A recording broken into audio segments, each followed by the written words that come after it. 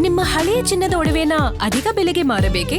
ಆಟಿಕಾಗೆ ಕಾಲ್ ಮಾಡಿ 8880 Attica gold company. ದೀರ್ಘವಾಗಿ CM DK. Shivakumar ಸುದ್ದಿಗೋಷ್ಠಿಯನ್ನ ಮಾಡಿ ಬಿಡದಿ ವಿಚಾರಕ್ಕೆ ಸ್ಪಷ್ಟನೆಯನ್ನ ಕೊಟ್ಟಿದ್ದಾರೆ. ಬಿಡದಿ ವಿಚಾರಕ್ಕೆ ಸ್ಪಷ್ಟನೆ ಕೊಟ್ಟರು ಅನ್ನೋಕ್ಕಿಂತ ಹೆಚ್ಚಾಗಿ ಮಾಜಿ ಸಿಎಂ ಹಾಗೂ ಕೇಂದ್ರ ಸಚಿವ ಎಚ್ ಡಿ ಕುಮಾರಸ್ವಾಮಿ ಹಾಗೂ ಮಾಜಿ ಪ್ರಧಾನಿ ಎಚ್ ಡಿ ದೇವೇಗೌಡರ ಒಂದು ಆರೋಪಗಳೇನಿತ್ತು, ಈ ಒಂದು ಬಿಡದಿ ವಿಚಾರವಾಗಿ ಆ ಆರೋಪಗಳಿಗೆ ಒಂದು ರೀತಿ ಟಾಂಗನ್ನ ತಿರುಗೇಟನ್ನ ಕೊಟ್ಟಿದ್ದಾರೆ, ಸ್ಪಷ್ಟನೆಯನ್ನ ಕೊಡೋದ್ರ ಜೊತೆಗೆ ಸಿಎಂ ಡಿ.ಕೆ. ಶಿವಕುಮಾರ್. ಈಗೇನು ಬ್ರೇಕಿಂಗ್ ನ್ಯೂಸ್ ಬರ್ತಾ ಇದೆ. ಸದ್ಯಕ್ಕೆ ಬಿಡದಿ ಟೌನ್ಶಿಪ್ಗೆ ಭೂ ಸ್ವಾಧೀನಕ್ಕೆ ಬ್ರೇಕ್ ಅನ್ನು ಹಾಕಲಾಗಿದೆ. ಬಿಡದಿ ಟೌನ್ಶಿಪ್ ಇರುತ್ತೆ, ಈಗಾಗಲೇ ಏನು ಭೂ ಸ್ವಾಧೀನ ಆಗಿದೆ, ಅದ್ರ ಜೊತೆಗೆ ಮುಂದೆ ರೈತರು ಕೊಡಬಹುದಾದ್ರೆ ತಮ್ಗಿಷ್ಟ ಇದ್ರೆ ಜಮೀನನ್ನ ಕೊಡಬಹುದು, ಇಲ್ಲ ಅಂದ್ರೆ ಬೇಡ. ಈ ರೀತಿಯಾಗಿ ಸಿಎಂ ಡಿ.ಕೆ. ಶಿವಕುಮಾರ್ ಘೋಷಣೆಯನ್ನ ಮಾಡಿದ್ದಾರೆ. 2 ತಿಂಗಳ ಕಾಲ ಈ ಒಂದು ಭೂ ಸ್ವಾಧೀನಕ್ಕೆ ಬ್ರೇಕ್ ಹಾಕಿದ್ದಾರೆ ಸಿಎಂ ಡಿ.ಕೆ. ಶಿವಕುಮಾರ್. ಬಿಡದಿ ಟೌನ್ಶಿಪ್ ವಿಚಾರವಾಗಿ ಸಮಿತಿ ರಚನೆ ಮಾಡೋದಾಗಿ ನಿರ್ಧಾರವನ್ನು ಮಾಡಿದ್ದಾರೆ, ಪ್ರಕಟ ಮಾಡಿದ್ದಾರೆ. ಒಂದು ಸಮಿತಿಯನ್ನ ರಚನೆ ಮಾಡ್ತೀವಿ, ಆ ಸಮಿತಿಯಲ್ಲಿ ಒಂದು ವರದಿ ತಗೊಂಡು ಆ ವರದಿ ಆಧಾರದ ಮೇಲೆ ಮುಂದಿನ ಕ್ರಮವನ್ನು ಕೈಗೊಳ್ತೀವಿ ಅನ್ನೋದು ಸಿಎಂ ಡಿ.ಕೆ. ಶಿವಕುಮಾರ್ ಅವರ ಮಾತುಗಳು. ನಿಮ್ಮ ಯೋಜನೆಗೆ ಮುನ್ನುಡಿ ನೀವು ಬರೆದಿದ್ದೀರಿ, ಹೆಜ್ಜೆ ಹಾಕಿದ್ದೀರಿ. ಯಾರಿಗೂ ಬಲವಂತ ಮಾಡುವಂತ ಪ್ರಶ್ನೆ ಇಲ್ಲಿ ಬರುವುದಿಲ್ಲ. ಯಾರು ಬೇಕಾದ್ರೆ ಸರ್ಕಾರಕ್ಕೆ ಭೂಮಿ ಕೊಡಬಹುದು. ಇದು ಯಾವ ಕಾರಣಕ್ಕೂ ಪ್ರೈವೇಟ್ ಇನ್ವೆಸ್ಟ್ಮೆಂಟ್, ಪ್ರೈವೇಟ್ ಅವ್ರ ಹತ್ರ ನಾವು ದಂಧೆ ಮಾಡೋಂಥ ವಿಷಯ ಇಲ್ಲ. ಇದು ಸರ್ಕಾರದ ಯೋಜನೆ ನಡೀತದೆ. ಸರ್ಕಾರ ಯಾವ ರೂಪಕ್ಕೆ ಹಾಕಬೇಕು ಆಗ್ತದೆ. ಯಾರು ಕೊಡ್ತಾರೆ ಅವ್ರು ತಗೊಳ್ತೀವಿ. ಬೇರೆಯವರು ನೀವು ನಿಮ್ಮ ಗೌರವದಿಂದ ನಿಮ್ಮ ಆಸ್ತಿ ಪಾಸ್ತಿಯನ್ನ ಮಾಡ್ಕೊಳ್ಳಿ. ನಾನು ಕೂಡ ನನ್ನ ಅವಧಿಯಲ್ಲಿ ಪೆನ್ನು ಪೇಪರ್ ನನಗೆ ಸಿಕ್ಕಿದಾಗ ಆ ಊರಿನಲ್ಲಿ ವಲಸೆಗಳ ತೆಗಿಬಾರ್ದು, ಆ ಊರನ್ನು ಅಭಿವೃದ್ಧಿ ಮಾಡಬೇಕು ಅಂತೇಳಿ ಸುತ್ತಲೂ ಆ ಊರಿಗೆ ಒಂದು ಟೌನ್ಶಿಪ್ ಆಗಿ ಅದನ್ನು ಇಟ್ಕೊಂಡು ಅಭಿವೃದ್ಧಿ ಮಾಡಬೇಕು ಅಂತ ಅದು ಕೂಡ ನಾನು ಯೋಜನೆಯನ್ನ ರೂಪವನ್ನು ನಾನು ಮಾಡಿದ್ದೇನೆ. ಅದರಿಂದ ಇಲ್ಲಿ ಹೇಳ್ತಾ ಇದ್ದೀನಿ, ನಿಮ್ಮ ಆಸ್ತಿಗಳನ್ನ ನೀವು ಇಟ್ಕೊಳ್ಳಿ. ನಾನು ಇದಕ್ಕೆ ಒಂದು ಸಣ್ಣ ಸಮಿತಿಯನ್ನ ರಚನೆ ಮಾಡ್ತೀನಿ.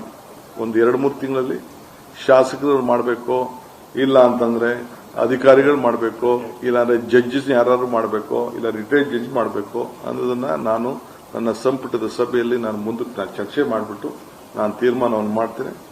1-2 ತಿಂಗಳು ಅವರು ರಿಪೋರ್ಟ್ ಕೊಡ್ಲಿ, ಆಮೇಲೆ ನಾನು I am not in a hurry. ಇದು ನಂದಲ್ಲ, ಇದು ನನಗೆ ಅವಶ್ಯಕತೆ ಇಲ್ಲ. ಇದು ನೀವು ಏನೇನು ಪ್ರಯತ್ನ ಮಾಡ್ತಾ ಇದ್ದೀರಿ, ಏನೇನು ಸಂಚು ನಡೀತಾ ಇದ್ರೆ ಆಗ್ತಾ ಇಲ್ಲ. ಪಾಪ ನನಗೆ ಸಿಗ್ತಾ ಇಲ್ವಲ್ಲ, ಆಗೋದಲ್ಲ ಡಿ.ಕೆ, ಆಗೋದಲ್ಲ ಅಂತ ಸಿಗ್ತಾ ಇದ್ದೀರಿ. ಗೊತ್ತಿದೆ ನನಗೆ, ನಿಮ್ಮ ಭಾವನೆ ನನಗೆ ಅರ್ಥ ಆಗ್ತದೆ. ದಯವಿಟ್ಟು ಮನಸ್ಸಿಗೆ ನೋಯಿಸ್ಕೋಬಾರ್ದು, ಯಾವ ರೈತರು ನೋಯಿಸಬಾರ್ದು ನಾವು. ಸೊ ರಿಪೋರ್ಟ್ ಬರೋವರೆಗೂ ನಾನು ಕಾಯ್ತೀನಿ. ಮುಂದಕ್ಕೆ ನೋಡೋಣ ಅದೇನ್ ಹೇಳ್ತಾರೆ, ರೈತರು ಏನ್ ಹೇಳ್ತಾರೆ. ರೈತರಿಗೆ ಬಿಟ್ಬಿಡ್ತೀನಿ. ಇದು ನನಗೂ ರೈತರಿಗಿರುವಂತ ಸಂಬಂಧ. ಇದು ನಿಮ್ಮ ಯೋಜನೆಗೆ ಮುನ್ನುಡಿ ನೀವು ಬರೆದಿದ್ದೀರಿ. ಸಿಎಂ ಡಿ.ಕೆ. ಶಿವಕುಮಾರ್ ಅವರು ತಮ್ಮ ಭಾಷಣದಲ್ಲಿ, ಅಂದ್ರೆ ತಮ್ಮ ಈ ಸುದ್ದಿಗೋಷ್ಠಿಯಲ್ಲಿ ಸಾಕಷ್ಟು ವಿಚಾರವನ್ನ ಪ್ರಸ್ತಾಪ ಮಾಡ್ತಾ ಇದ್ರು. ಆದರೆ ಪದೇ ಮಾಜಿ ಸಿಎಂ ಹಾಗೂ ಕೇಂದ್ರ ಸಚಿವ ಎಚ್ ಡಿ ಕುಮಾರಸ್ವಾಮಿ ಅವರನ್ನ ಒಂದು ರೀತಿ ಟೀಕಿಸ್ತಾ ಇದ್ರು, ತಿರುಗೇಟ್ ಕೊಡ್ತಾ ಇದ್ರು, ನಮ್ಮ ಅಣ್ಣ ಅಂತ ಇದ್ರು. ಜೊತೆಗೆ ತನ್ನನ್ನು ಜೈಲಿಗೆ ಕಳಿಸ್ಬೇಕು ಅನ್ನೋ ರೀತಿಯಾಗಿ ಪ್ಲಾನ್ ಆಗ್ತಾ ಇದೆ, ತನ್ನನ್ನು ಜೈಲಿಗೆ ಕಳಿಸೋದಕ್ಕೆ ಪ್ಲಾನ್ ಮಾಡ್ತಾ ಇದ್ದಾರೆ. ಒಂದು ರೀತಿ ಅವ್ರು ನಾನು ಸಿಎಂ ಆಗಿರೋದು ಅವ್ರಿಗೆ ನೋಡೋಕ್ಕಾಗ್ತಾ ಇಲ್ಲ ಅನ್ನೋ ರೀತಿಯಾಗಿ ಮಾತನಾಡ್ತಾ ಇದ್ರು. ಡಿ.ಕೆ. ಶಿವಕುಮಾರ್ ಸಿಎಂ ಆಗಿರೋದನ್ನ ಕುಮಾರಸ್ವಾಮಿ ಅಂಡ್ ಫ್ಯಾಮಿಲಿಗೆ ತಡ್ಕೊಳಕ್ಕಾಗ್ತಾ ಇಲ್ಲ, ನೋಡೋಕ್ಕಾಗ್ತಾ ಇಲ್ಲ. ನನ್ನನ್ನು ಹೇಗಾದರೂ ಮಾಡಿ ಈ ಒಂದು ಕೇಸ್ನಲ್ಲಿ ಫಿಟ್ ಮಾಡಿಸ್ಬೇಕು, ಸಿಲುಕಿಸ್ಬೇಕು, ನನ್ನನ್ನು ಜೈಲಿಗೆ ಕಳಿಸ್ಬೇಕು. ನನಗೇನು ಜೈಲು ಹೊಸದಲ್ಲ, ಈಗಾಗಲೇ ಕೃಷ್ಣ ಜನ್ಮಸ್ಥಳದಲ್ಲಿ ಇದ್ದು ಬಂದವನು ನಾನು, ಹಾಗಾಗಿ ನನಗೆ ಜೈಲು ಹೊಸದಲ್ಲ. ಬಟ್ ಜೈಲಿಗೆ ಕಳಿಸ್ಬೇಕು ಅಂತ ತುಂಬ ಟ್ರೈ ಮಾಡ್ತಾ ಇದ್ದಾರೆ, ಸಂಚು ಮಾಡ್ತಾ ಇದ್ದಾರೆ. ಕುಮಾರಣ್ಣ ನಿಮ್ಗೆ ಒಳ್ಳೇದಾಗಲಿ ಈ ರೀತಿಯಾಗಿ ತಮ್ಮ ಇಡೀ ಭಾಷಣದಲ್ಲಿ ಕುಮಾರಸ್ವಾಮಿ ಅವರನ್ನು ನಮ್ಮ ಅಣ್ಣ ಅಂತ ಕರೆದ್ರು, ಕುಮಾರಣ್ಣ ಅಂತ ಕರೆದ್ರು, ನಿಮ್ಮ ಯೋಜನೆ ಇದು ಅಂದರು. ಜೊತೆಗೆ ಮತ್ತೊಂದು, ಇದು ನನ್ನ ಡ್ರೀಮ್ ಪ್ರಾಜೆಕ್ಟ್ ಅಲ್ಲ, ನನ್ನ ಕನಸಿನ ಯೋಜನೆ ಅಲ್ಲ. ಇದು ಬಿಡದಿ ಏನು ಯೋಜನೆ ಇವತ್ತು ಚರ್ಚೆ ಆಗ್ತಾ ಇದೆ, ಡಿ.ಕೆ. ಶಿವಕುಮಾರ್ ಅವರ ಕನಸಿನ ಯೋಜನೆ ಅಂತ, ಅದು ಡಿ.ಕೆ. ಶಿವಕುಮಾರ್ ಅವರ ಕನಸಿನ ಯೋಜನೆ ಅಲ್ಲ. ಇದು ನನ್ನ ಕನಸಿನ ಯೋಜನೆ ಅಲ್ಲ. ಇದು ನಿಮ್ಮ ಕೂಸು. 2006ರಲ್ಲಿ ನೀವೇ ಇದಕ್ಕೆ ನೋಟಿಫೈ ಮಾಡಿ, ನೀವೇ ಇದಕ್ಕೆ ಶಂಕುಸ್ಥಾಪನೆಯನ್ನು ಮಾಡಿ, ನೀವೇ ಇದಕ್ಕೆ ಈ ಒಂದು ಬೀಜವನ್ನು ಬಿತ್ತಿದ್ದು ನೀವೇ, ಕುಮಾರಣ್ಣ ನೀವೇ ಮಾಡಿದ್ದು. ಈ ರೀತಿಯಾಗಿ ಡಿ ಕೆ ಶಿವಕುಮಾರ್ ಅವರು ಪದೇ ಪದೇ ಕುಮಾರಸ್ವಾಮಿ ಅವರನ್ನ ಕುಮಾರಣ್ಣ ಇದು ನಿಮ್ಮ ಪ್ರಾಜೆಕ್ಟು, ನಿಮ್ಮದೇ ಯೋಜನೆ, ನನ್ನ ಕನಸಿನ ಕೂಸಲ್ಲ ಒಂದು ಪಾಯಿಂಟ್. ಮತ್ತೊಂದು ಕಡೆ ನನ್ನನ್ನ ಜೈಲಿಗೆ ಕಳಿಸೋದಕ್ಕೆ ಪ್ರಯತ್ನ ಆಗ್ತಾ ಇದೆ, ಸಂಚು ಆಗ್ತಾ ಇದೆ, ಈ ರೀತಿಯ ಒಂದು ಮಾತುಗಳು. ಮತ್ತೊಂದು, ನಾನು CM ಆಗಿದ್ದಕ್ಕೆ ಸಹಿಸ್ಕೊಳ್ಳೋದಕ್ಕೆ ಆಗ್ತಾ ಇಲ್ಲ, ಒಕ್ಕಲಿಗ CM ಆಗಿದ್ದಕ್ಕೆ ಅವ್ರ ಕೈಯಲ್ಲಿ ಸಹಿಸ್ಕೊಳ್ಳೋಕೆ ಆಗ್ತಾ ಇಲ್ಲ, ಕೈ ಇಚ್ಕೊಳ್ತಾ ಇದ್ದಾರೆ, ಆಗ್ತಾ ಇಲ್ಲ. ಹಾಗಾಗಿ ಯಾವೆಲ್ಲ ಮಾರ್ಗಗಳು ಸಾಧ್ಯವೋ ಎಲ್ಲ ಮಾರ್ಗದಲ್ಲೂ ಕೂಡ ನನ್ನನ್ನು ಕಟ್ಟಿ ಹಾಕೋದಕ್ಕೆ, ನನ್ನ ವಿರುದ್ಧ ಷಡ್ಯಂತ್ರಕ್ಕೆ ಪ್ಲಾನ್ ಮಾಡ್ತಾ ಇದ್ದಾರೆ ಅನ್ನೋದು ಈ ಸುದ್ದಿಗೋಷ್ಠಿಯ CM ಡಿ ಕೆ ಶಿವಕುಮಾರ್ ಸುದ್ದಿಗೋಷ್ಠಿಯ ಮುಖ್ಯ ಸಾರಾಂಶ. ಈ ನಡುವೆ ಸದ್ಯಕ್ಕೆ ಬಿಡದಿ ಟೌನ್ಶಿಪ್ಗೆ ಸಂಬಂಧಪಟ್ಟಂತೆ ಭೂ ಸ್ವಾಧೀನ ಪ್ರಕ್ರಿಯೆಯನ್ನು ಮುಂದುವರಿಸೋದಿಲ್ಲ ಅನ್ನೋದನ್ನ ಹೇಳಿದ್ದಾರೆ. ರೈತರಿಗೆ ಯಾರಿಗಿಷ್ಟ ಇದೆಯೋ ಅವ್ರು ಕೊಡಲಿ, ಯಾರಿಗಿಷ್ಟ ಇಲ್ವೋ ನಾವು ಬಲವಂತವಾಗಿ ತೆಗೆದುಕೊಳ್ಳೋದು ಬೇಡ, ಜಮೀನನ್ನು ರೈತರಿಂದ ಬಲವಂತವಾಗಿ ತೆಗೆದುಕೊಳ್ಳೋದಿಲ್ಲ. ಸೊ ಭೂ ಸ್ವಾಧೀನಕ್ಕೆ ಒಂದು 2-3 ತಿಂಗಳು ಸ್ಟಾಪ್ ಮಾಡೋಣ.